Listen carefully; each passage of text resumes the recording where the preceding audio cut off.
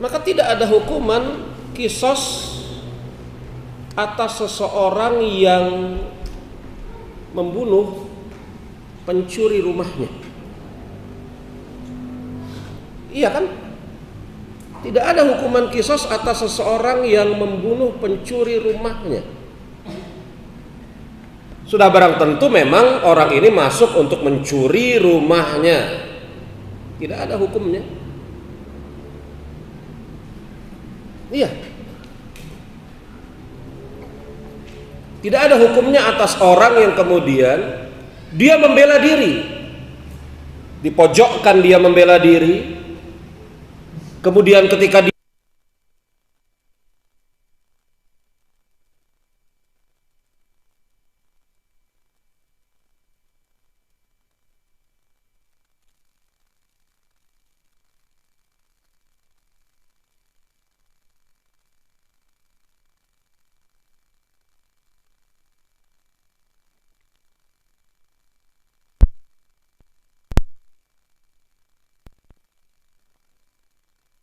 baiknya dia telah melakukan pembelaan terhadap dirinya dan memulai dengan cara yang sebaik-baiknya. Misalnya dia diajak berkelahi, begitu ya, dipojokkan, dia katakan, ingat saudaraku, kita ini sesama muslim. Ingat, muslim itu bersaudara. Iya, sabar. Nafsumu untuk memukul diriku itu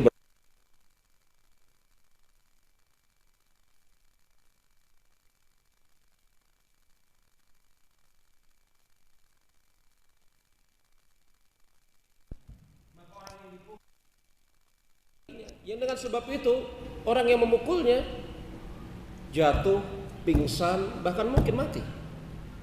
Maka orang yang membela diri ini tidak berkewajiban apapun. Sudah barang tentu dengan syarat yang pertama dia membela diri, dan yang kedua apa? Dia telah memulai pembelaan dirinya dengan cara yang sebaik-baiknya. Maka membela diri itu disyariatkan dalam Islam. Bukan kemudian diancam, dibunuh, menyerahkan nyawa. Ya. Dirampok, menyerahkan harta. Kalau kemudian ada pertimbangan maslahat madarat, lebih baik melawan atau lebih baik memberikan harta yang hendak dirampok, itu masalah lain. Karena ada pertimbangan maslahat madarat ya.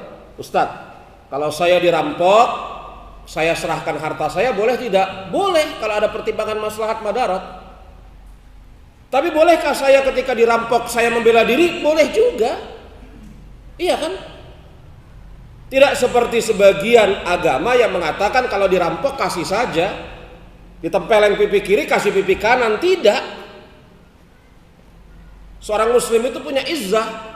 Kalau pertimbangan dia yang terbaik adalah melawan, dia lawan. Kalau pertimbangan dia, kalau dia melawan bisa membahayakan dirinya dan dia punya perhitungan panjang maslahat madarat, dia serahkan hartanya, serahkan. Ala kulli hal seorang muslim bergerak, berjalan di atas apa? Kaedah-kaedah yang baku. Makanya ketika membela harta yang hendak dirampok dan dengan sebab itu pembela tersebut mati, apa kata Rasulullah? Man qatala dunna malihi fahuwa syahid. Siapa yang mati karena membela, mempertahankan hartanya, tidak Rasul katakan orang mati apa? Sia-sia. Tapi Rasul katakan dia mati syahid. Iya kan? Dia bukan orang yang mati sia-sia, tapi Rasul katakan siapa yang membela hartanya yang dengan sebab itu dia mati, maka matinya mati syahid. Tapi kan inilah terbolak-baliknya hukum dunia. Seseorang yang membela dirinya yang dengan sebab pembelaan tersebut jatuh korban dari orang yang mengancamnya malah dipidanakan. Kan lucu ya, malah dipidanakan. Kalau yang modelnya kayak gini, nauzubillah min zalik, bagaimana bisa muncul ketenangan? Bagaimana bisa muncul kemudian efek jerah terhadap orang-orang yang mengganggu?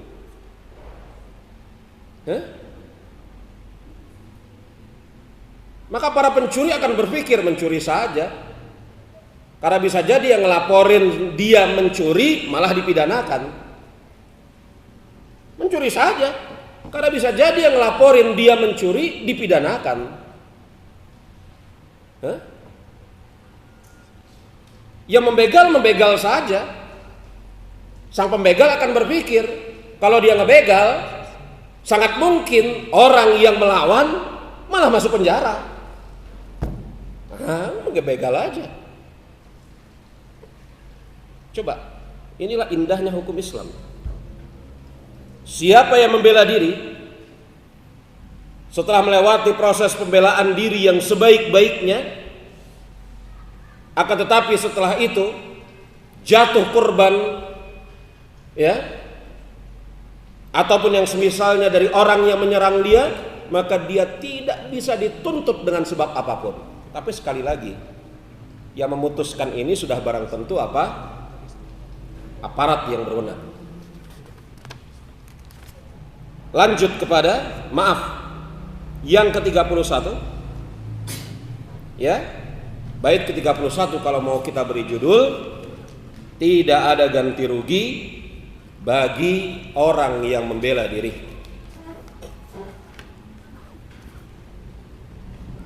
Bait yang ke-32, 33, 34, 35. Ini bait-bait ke-32 sampai 35. Ini janggal ditempatkan dalam qawaid fikih karena dia lebih tepat dalam qawaid usuliyah. Ada beda antara qawaid fikih dengan qawaid usuliyah. Kalau qawaid usuliyah, kaedah-kaedah usul itu terkait hukum. Sedangkan qawaid fikih, kaedah-kaedah fikih itu terkait dengan perbuatan hamba. Itu sesuatu yang berbeda. Maka ini mengherankan kenapa Syekh As-Sa'di bawakan bait ke-32 sampai 35 di dalam qawaid fikih, padahal ini qawaid usuliyah. Sebagaimana diingatkan oleh para ulama, semisal Syekh Sa'ad Asy-Syatri hafizahullah taala. Tapi tidak mengapa kita baca secara cepat, ya. Dan Anda nanti akan bisa melihat perbedaan bait ke-32 sampai 35 ini dengan bait-bait yang lain. Wa'al tufidu kulla fil umumi fi jam'i wal ifradi kal alimi. Dan alif lam maksudnya memberikan faedah kullu, memberikan faedah kulla, memberikan faedah semua. Fil umumi, di dalam makna umum, baik jamak, jam'i itu jamak, maupun ifrad atau tunggal. Contohnya alim, al-alim.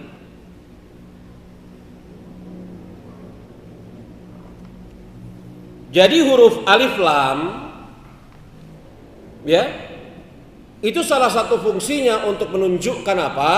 Makna umum. Contohnya al-alim pada salah satu di antara nama dan sifat Allah Subhanahu wa taala.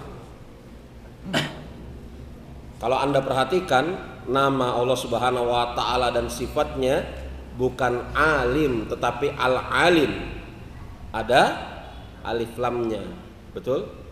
Al-Alim, Al-Malik, Al-Qadir. Makanya Abdul Alim. Abdulnya kan di belakang Abdu tidak ada alif lam. Ain ba dal, betul? Ain ba da. Dibaca Abdul karena alif lam patah alim tadi, Abdul Alim. Maklum ya? Kebayang cara menulisnya kan? Nama-nama dan sifat-sifat Allah Subhanahu wa taala itu ada alif lamnya. Al-Alim, Al-Malik, Al-Qadir. Maka di antara fungsi alif lam itu menunjukkan kulla seluruhnya. Contoh seperti Al-Alim pada nama dan sifat Allah, yakni Allah Al-Alim, berilmu. Apa yang Allah ilmui seluruhnya, bukan hanya satu dari sekian banyak ilmu. Iya kan? Apa yang Allah Subhanahu wa taala ilmui, segala sesuatu yang telah terjadi, sedang terjadi, akan terjadi, yang tidak terjadi, kalau terjadi seperti apa, Allah pun mengetahui. Itu Al-Alim. Kalau kita kan tidak mengetahui sesuatu sebelum terjadi, betul? Kita tidak mengetahui sesuatu sebelum terjadi.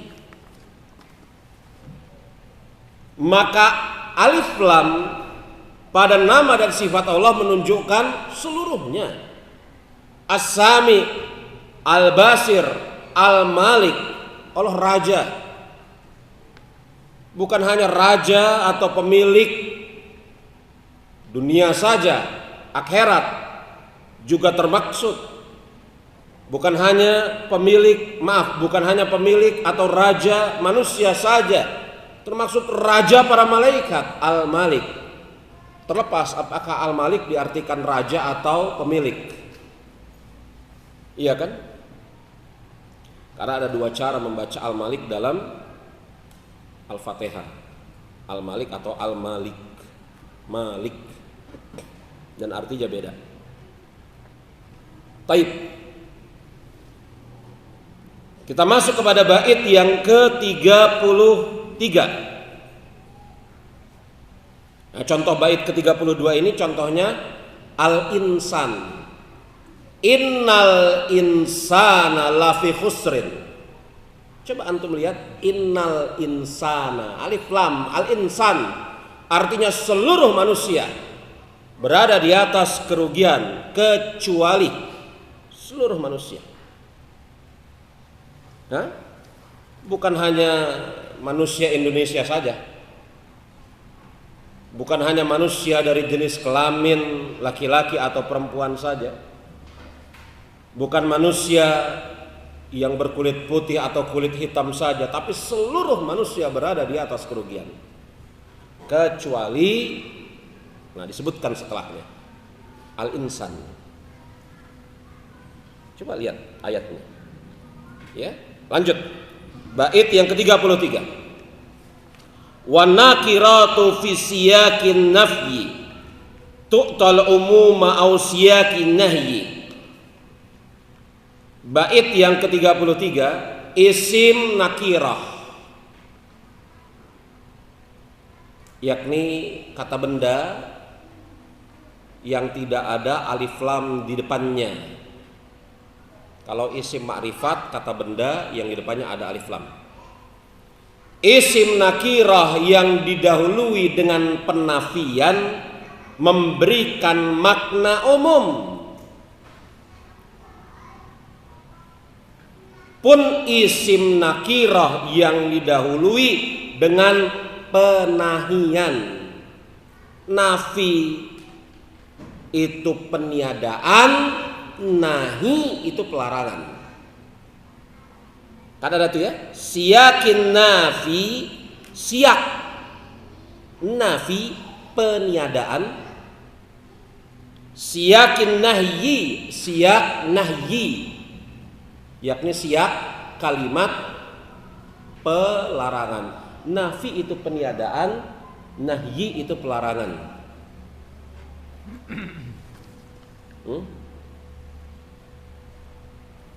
Apa beda antara nafi dengan nahyi? Beda Ustaz, satu dilarang, satu ditiadakan. Iya betul, tapi bedanya apa? Mungkinkah sesuatu dilarang kalau tidak ada?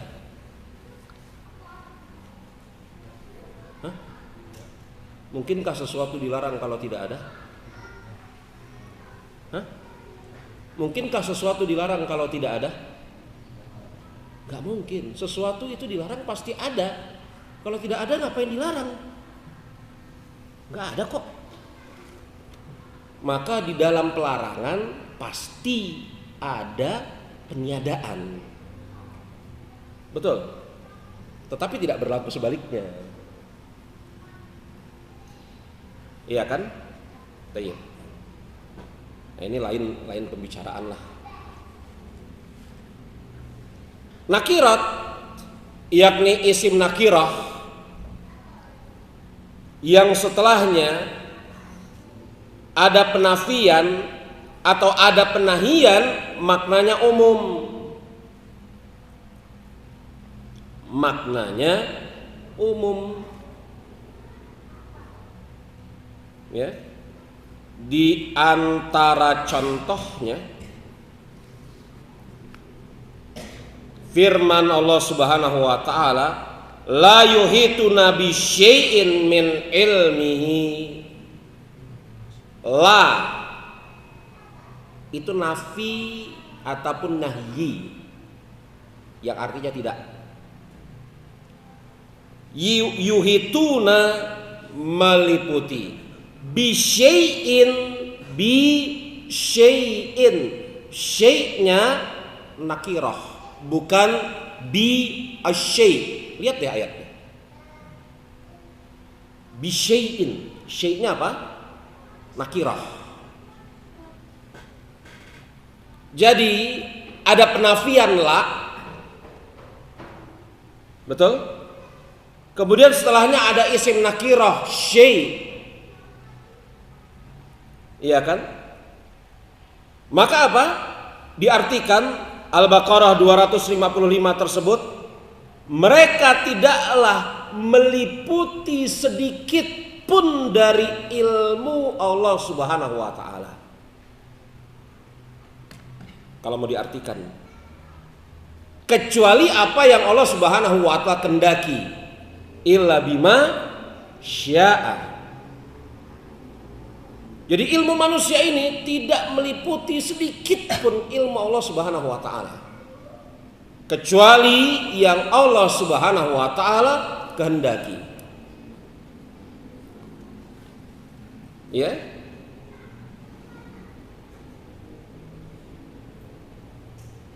Yauma la tamliku nafsu lin nafsi syai'an. Surat apa? Al-Infitar. Yauma la nafi atau nahyi. Betul? Artinya tidak. Yauma la tamliku nafs. An-nafsnya nakirah, bukan an-nafsi. Lihat deh ayatnya. Nafas, tidak an-nafsi. Jadi nafas di situ nakirah, sebelumnya la. Artinya pada hari tersebut tidak ada seorang pun yang berdaya untuk menolong orang lain. Tidak ada seorang pun, yakni seluruh manusia pada hari itu tidak berdaya untuk menolong orang lain. Bisa dipahami? Rumit ya. Kita cepat saja kalau gitu. Masuk bait yang ke-34. Kazakaman wama tufidani ma'a kula umumi ya ukhayya fasma'a. Demikian juga man ini untuk manusia. Iya enggak? Man itu untuk manusia atau untuk binatang? Untuk manusia atau untuk benda hidup atau untuk benda mati man itu? Hidup. Hah? Hidup. Demikian juga man dan ma, kalau ma itu untuk benda mati. Keduanya sekaligus menunjukkan seluruh makna umum. Fasma, maka dengarkanlah, ya ukhayya, saudaraku. Ya ukhayya fasma, wahai saudaraku, maka dengarkanlah. Artinya apa? Lafadz man atau ma yang ada dalam Al-Quran itu menunjukkan makna umum. Man zallazi yasfau indahu ila bi izni. Siapa yang bisa memberikan syafaat di sisi Allah kecuali dengan izinnya. Artinya tidak ada satupun yang bisa memberi syafaat kecuali atas izin Allah Subhanahu wa taala. Atau seluruhnya tidak bisa memberi syafaat kecuali Allah izinkan. Kan begitu ya? Kalau kalimat negatifnya kita positifkan kan begitu. Tidak ada yang bisa memberikan syafaat siapapun di sisi Allah kecuali dengan izinnya. Itu kan kalimat negatif. Kalau kita positifkan, betul? Maka tidak apa?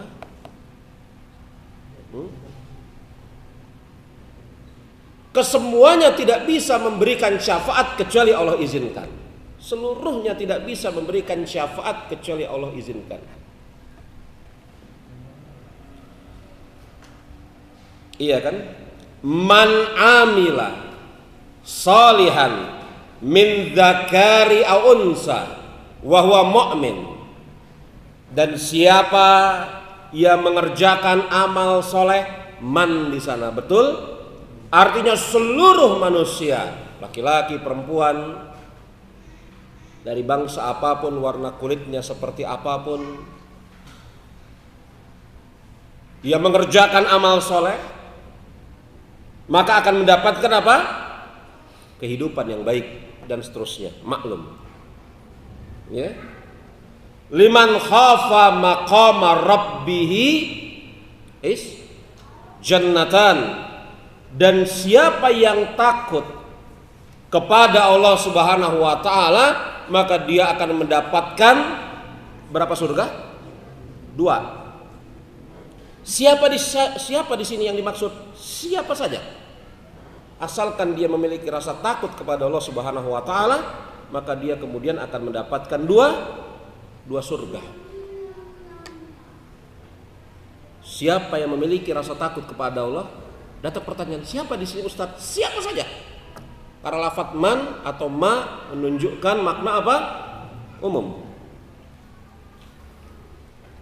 Kita lanjut kepada bait yang ke-35. Wa mithluhu mufradu isyudafu fafham hudita rusda ma yudafu. Semisal itu, mufrad itu satu yang menjadi mudhaf, maka dia akan menghasilkan makna umum. Mufrad yang menjadi mudhaf, maka dia akan menghasilkan makna umum. Fafham, maka pahamilah, hudita rusda mayudofu, maka pahamilah, niscaya Anda akan mendapatkan petunjuk.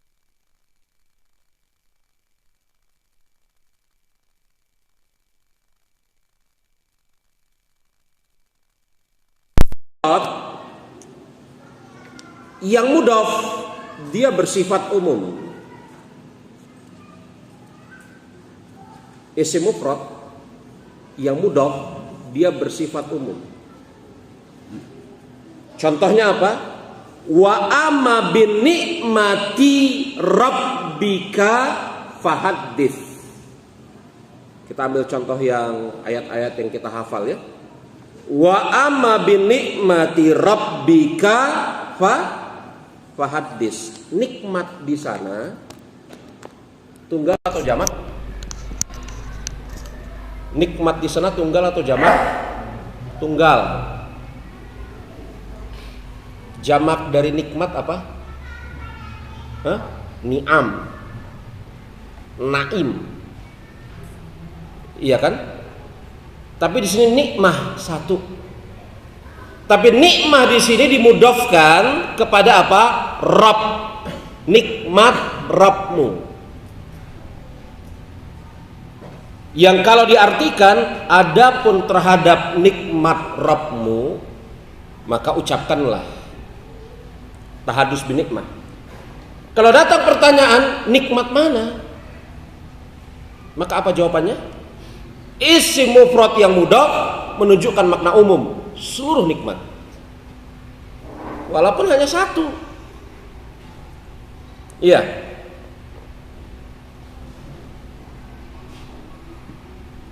Walaupun cuma satu. Iya. Maka jemaah rahimani wa rahimakumullah, bait ke-32 sampai 35 ini menjelaskan kepada kita siyaqul umum, yakni kata-kata atau susunan-susunan kalimat yang kemudian berfungsi atau bermakna umum. Dan ini kita bahas cepat ya. Ini qawaid usuliyah ini bukan qawaid fikih. Kita bahas cepat. Dan pembahasan qawaid usuliyah itu tidak akan mungkin bisa dipahami dengan baik kecuali seseorang membahas terlebih dahulu usul fikih. Masuk kepada bait yang ke-36.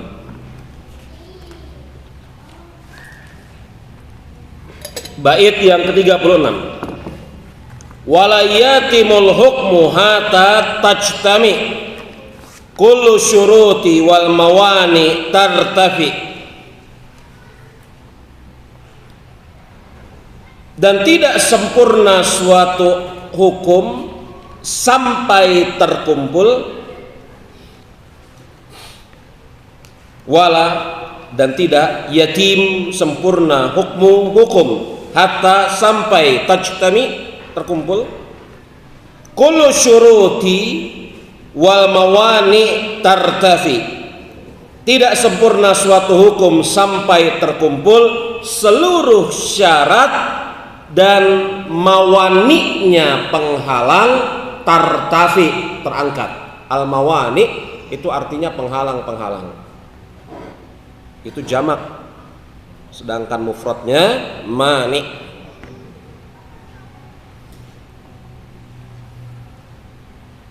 Apa yang dimaksud dengan kaidah ini? Ini kaidah yang agung. Bahwasanya suatu amal dianggap telah sah dan sesuai hukum yang ada kalau terkumpul seluruh syarat dan hilang penghalangnya. Suatu amal, contohnya sholat amal ya, dikatakan sebagai amal yang secara hukum sah kapan? Kalau terkumpul seluruh syaratnya. Nah, tinggal sebut saja syarat sholat. Apa syarat sholat? Akil, balih, masuknya waktu, betul? Suci dari hadas besar, suci dari hadas kecil, iya toh? Dan tidak ada penghalangnya. Mawani'nya tartafi, terangkat. Contohnya gila.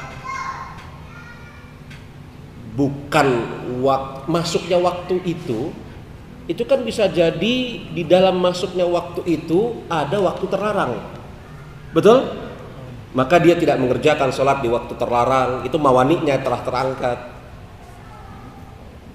Iya enggak? Nah itu. Jadi suatu amal dikatakan sah secara hukum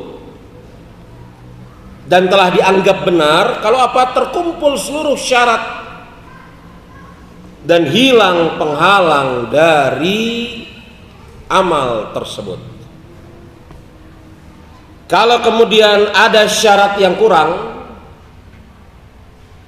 satu saja, atau kemudian di sana ada penghalang, satu saja, maka amalnya tidak sah, tidak dikatakan sebagai amal yang teranggap di dalam hukum. Maklum ini ya. Iya. Ini kaidah yang sangat bagus sekali.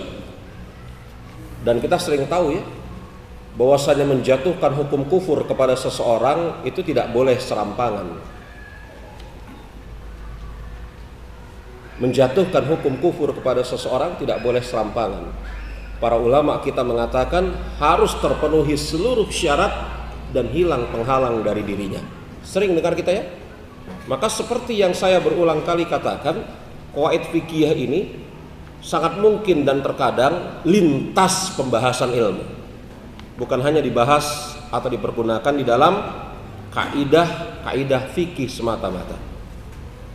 Tidak boleh kemudian seseorang dikafirkan sebelum terkumpul seluruh syarat dan hilang penghalang dari dirinya. Tidak boleh. Harus terkumpul. Tajtami kullu syurut. Wal irtifa'ul mawani. Al mawani tartafi, terangkat.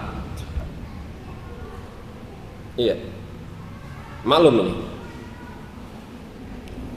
37. Waman atab, kalau sudah mau masuk waktu maghrib, kasih tahu saya ya. Waman ata bima alaihi min amal qad istahaqqa ma lahu alal amal. Waman ata bima alaihi min amal qad istahaqqa ma lahu alal amal. Siapa yang melakukan amal yang menjadi kewajibannya, maka dia berhak mendapatkan akibat dari amal tersebut. Siapa yang mengerjakan amal atau perbuatan ya yang menjadi kewajibannya, maka dia berhak mendapatkan akibat dari mengerjakan amal tersebut. Ini kaidah yang sangat penting. Ini kaidah yang sangat penting. Khususnya di dalam qawaid dalam pembahasan muamalah, jual beli, keuntungan, perdagangan dan seterusnya. Ya. Pekerjaan termaksud. Seseorang yang mengerjakan suatu kewajiban, bekerja pada suatu kantor misalnya, maka dia berhak mendapatkan dampak dari amal tersebut, pekerjaan itu. Apa dampak dari pekerjaan yang dia kerjakan karena kewajiban tersebut? Apa dampaknya? Gaji. Dia berhak. Ya. Apa dampak dari amal, yakni pekerjaan yang dia kerjakan tersebut selain gaji? Apa? Tunjangan atau kemudian kenaikan pangkat berkala. Iya kan? Yang mafhum mukhalafahnya, kalau dia tidak mengerjakan amal yang merupakan kewajibannya, maka dia tidak berhak untuk mendapatkan dampak dari amal tersebut. Ya enggak? Atau ketika seseorang mengerjakan amal yang merupakan kewajibannya, di mana dia berhak untuk mendapatkan dampak dari amalnya, akan tetapi dihalang-halangi oleh pihak kedua ataupun yang ketiga, maka pihak kedua atau ketiga dan seterusnya terjatuh kepada kezoliman. Ya enggak? Makanya Rasul mengatakan bayarkan upah kepada pekerja sebelum keringat pekerja itu menjadi kering. Karena pekerja itu telah mengerjakan kewajibannya, yakni bekerja, dan dia berhak mendapatkan dampaknya, yakni upah. Maklum hadisnya ya. Jadi kalau kemudian pekerja ini telah mengerjakan apa yang menjadi kewajibannya, maka dia berhak mendapatkan upah, dampaknya. Kita katakan dampak ya. Dampak ini lebih luas cakupannya daripada upah. Kalau upah ya upah ya. Tapi kalau dampak ini bisa upah, bisa tunjangan, bisa bonus, bisa kenaikan jabatan, bisa macam-macam. Sesuai dengan apa yang telah ditentukan. Ya.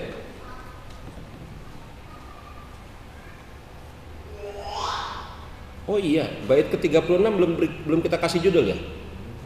Belum ya? Mohon kalau saya lupa diingatkan. Bait yang ke-36 kalau kita kasih judul ya, keabsahan suatu hukum dengan terpenuhi syarat dan hilangnya penghalang. Itu bait ke-36 belum kita kasih judul ya.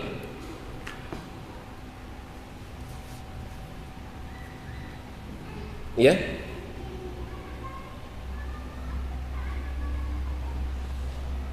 Baik.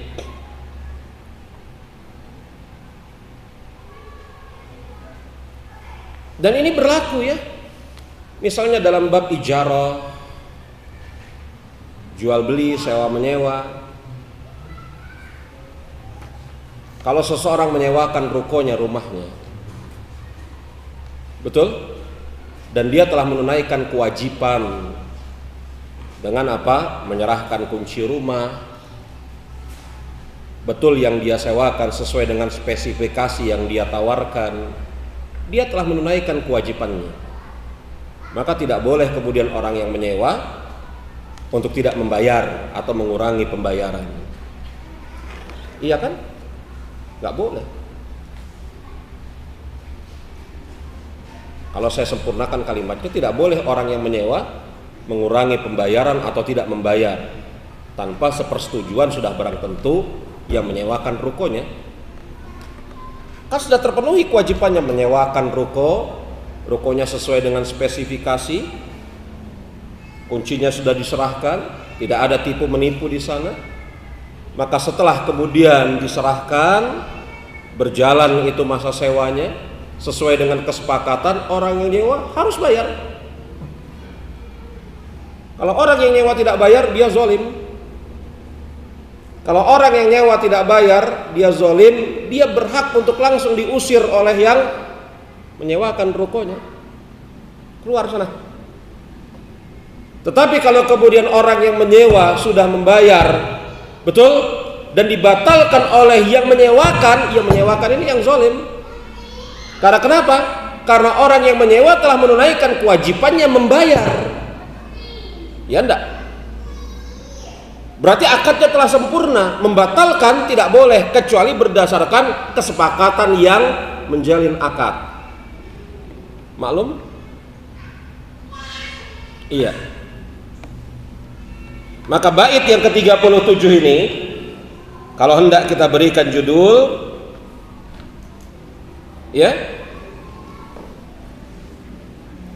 dampak dari suatu amal.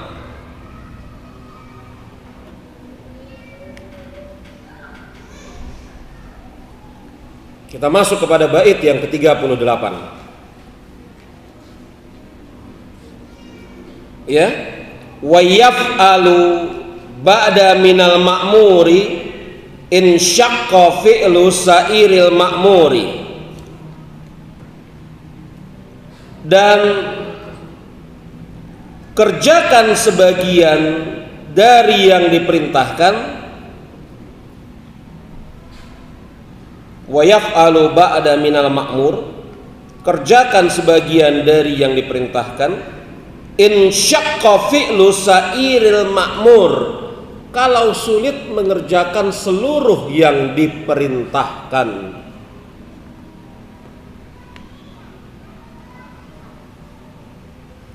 Kerjakan sebagian yang diperintahkan jika seseorang mengalami kesulitan mengerjakan seluruh yang diperintahkan. Ini yang seperti saya sebutkan semalam. Sholat diperintahkan untuk berdiri, hukum asalnya. Maka kalau dia tidak sanggup berdiri dari awal, dia langsung boleh duduk. Tetapi kalau dari awal dia sanggup berdiri, maka dia berdiri. Ketika datang masyaqqah berdiri pada dirinya, dia duduk. Hilang masyaqqahnya, dia berdiri lagi. Iya kan? Ketika seseorang kemudian diperintahkan untuk menyempurnakan wudhu, dia menyempurnakan wudhunya. Andai kata kemudian tangannya ada luka sehingga tidak bisa terkena air, maka dia tinggalkan tangannya. Adapun yang lain dikerjakan. Kan begitu? Maka bukan kerjakan seluruhnya atau tinggalkan seluruhnya, tidak. Tapi kerjakan apa yang mampu dikerjakan. Kerjakan apa yang mampu dikerjakan. Ini judul dari bait yang ke-38 ini. Kerjakan apa yang mampu dikerjakan. Tetapi di sini ada kasus-kasus pengecualian. Ada amal yang tidak bisa terpisah, harus satu kesatuan. Contohnya apa? Puasa. Iya. Kalau seseorang tidak mampu berpuasa 1 hari penuh, bukan berarti dia boleh mengerjakan puasa sampai zuhur kemudian meninggalkan sisanya. Ini kasus pengecualian. Oh, berarti kerjakan apa yang mampu. Saya hanya mampu sampai zuhur, Ustaz. Lalu apa? Ya, saya puasanya sampai zuhur. Pada zuhur saya tidak mampu. Jadi ada kasus-kasus pengecualian. Ada kasus-kasus pengecualian. Iya. Di antaranya puasa. Ada yang lain? Ayo. Selain puasa ada yang lain? Ada. Apa contohnya selain puasa?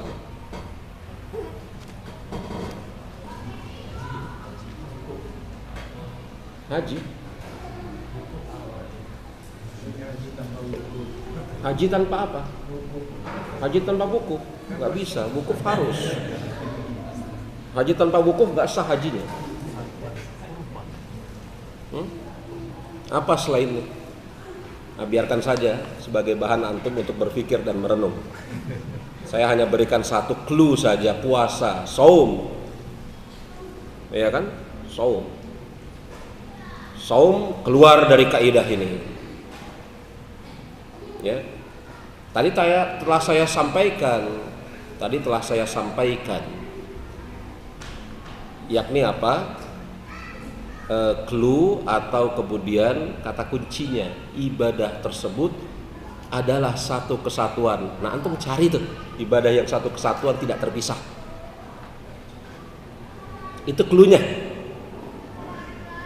Ya, itu clue-nya.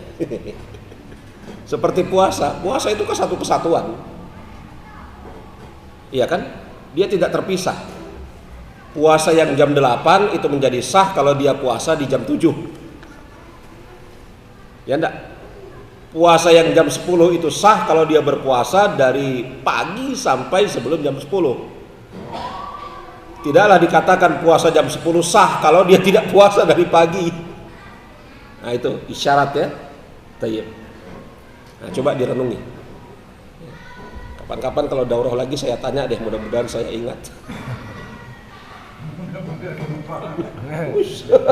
Saya catat lah biar saya nggak lupa.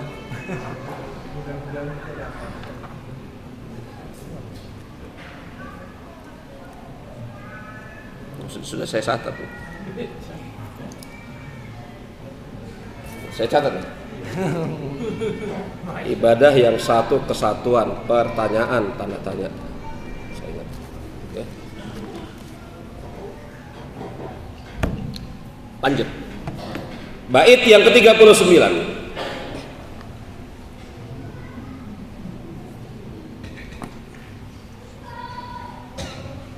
Wa kullu man anil ma'dzuni fazaka amrun laisa bimatmuni.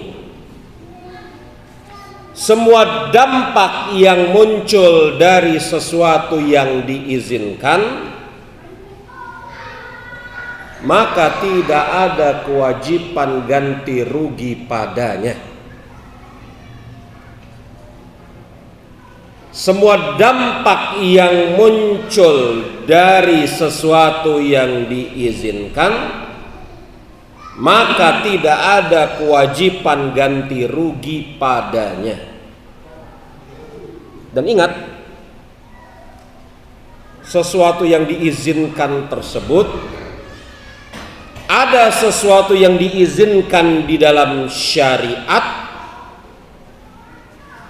dan dijelaskan memang diizinkan secara jelas dan tegas, atau sesuatu yang diizinkan dalam syariat dalam bentuk mewujudkan kemaslahatan dan menghilangkan madarat, walaupun tidak dalam penunjukan jelas dan tegas. Jadi sesuatu yang diizinkan dalam syariat ada berapa? 2. Jelas-jelas diizinkan dalam syariat, atau begitu diizinkan secara isyarat dalam syariat untuk mendatangkan kemaslahatan atau menghilangkan kemadaratan. Itu diizinkan semuanya dalam syariat. Lo kenapa menghilangkan mendatangkan maslahat, menghilangkan madarat, walaupun tidak disebut secara jelas dalam syariat, dikatakan diizinkan dalam syariat? Apa alasannya?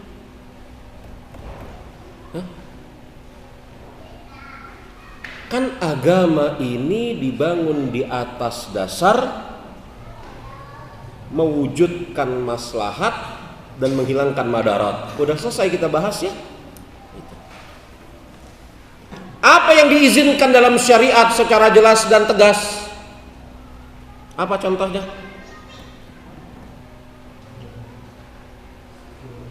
Apa yang diizinkan dalam syariat secara jelas dan tegas? Berhubungan suami istri yang telah sah pernikahan mereka dengan akad yang sah, diizinkan nggak dalam syariat? Ya ngapain adanya lembaga pernikahan kalau syariat tidak mengizinkan suami dan istri berhubungan badan? Emang cuma dipandang-pandangin aja? Diizinkan ya.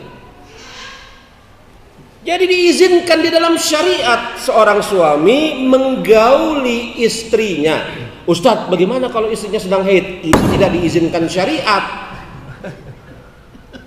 Iya enggak? Ini saya ini supaya antum hilang ngantuknya. Itu tidak diizinkan syariat. Syariat tidak mengizinkan seorang suami menggauli istrinya yang sedang haid. Coba ya, logika berpikirnya di apa? Diperbaiki. Diizinkan syariat seorang suami, diizinkan syariat untuk menggauli istrinya. Azan? Atau ya kalau gitu kita azan terlebih dahulu. Ini lagi titik seru nih ya. Jima. Baik, kita azan terlebih dahulu insyaallah taala. Ba'da salat maghrib kita lanjutkan kembali. Subhanakallahumma wa bihamdika asyhadu an la ilaha illa anta astaghfiruka wa atubu ilaik. Alhamdulillahirabbil alamin. Assalamualaikum warahmatullahi wabarakatuh. Loh, enggak ada ininya ya? Biasanya di sini.